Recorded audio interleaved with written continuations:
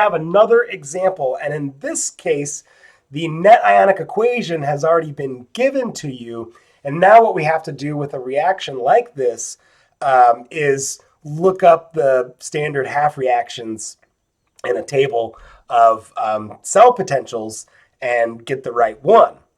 And so we have several options with the MnO4 minus, and I've already gone through that list.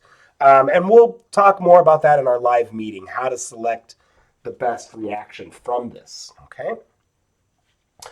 So what that means is if I was looking up these reactions in a standard table of reduction potentials, I would actually see the following two reactions. So Fe3 plus an electron goes to Fe2 plus, so once again as a reduction. And that has a reduction potential of positive 0.77 volts, okay? And then it's not straightforward as to which MnO4 minus reaction we would want to pick, and that's why we'll talk more about this in the live meeting.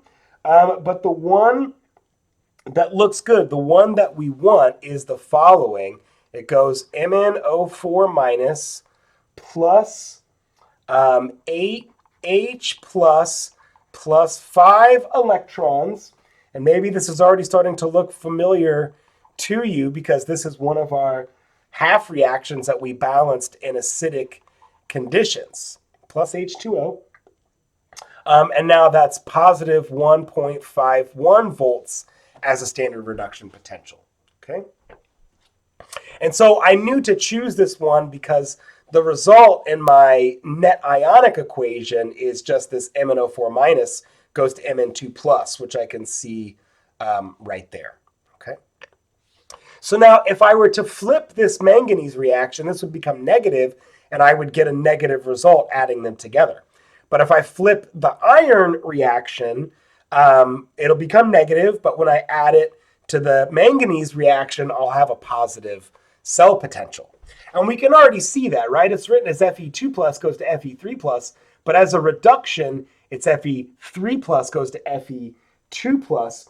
So that means if I was using my little formula right here, and I was good at recognizing, okay, the iron has to be the anode and the manganese has to be the cathode, then right away I could just say, okay, 1.51 volts minus, and we don't flip the sign when we do this calculation, right? We just subtract the two as reduction potentials. And that would give me positive 0.74 volts. So that's what I want. I want a positive potential out of this, okay?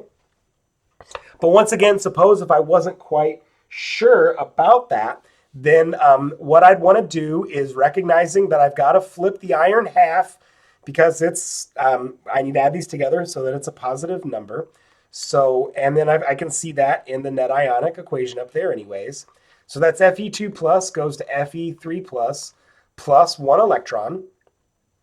And then now I can write my manganese reaction as is, MnO4 minus plus 8H plus 5 electrons goes to Mn2 plus 4 H2O.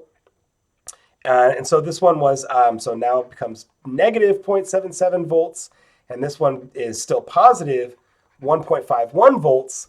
And now recall, to balance this, I have to multiply this by 5. Here's the rub, though.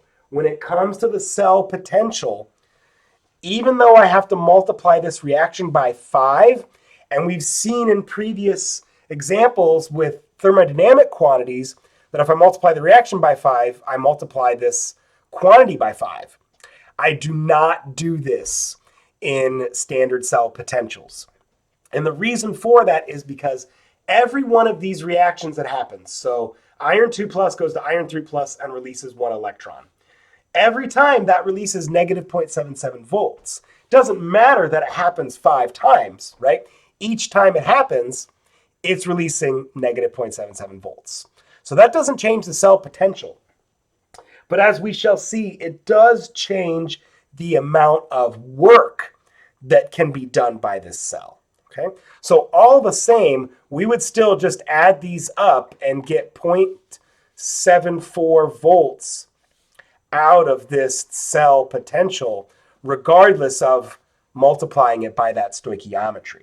Okay, but we will see in some coming examples how that factor of 5 right there, how that is important. Okay, folks, I'll see you in the next video.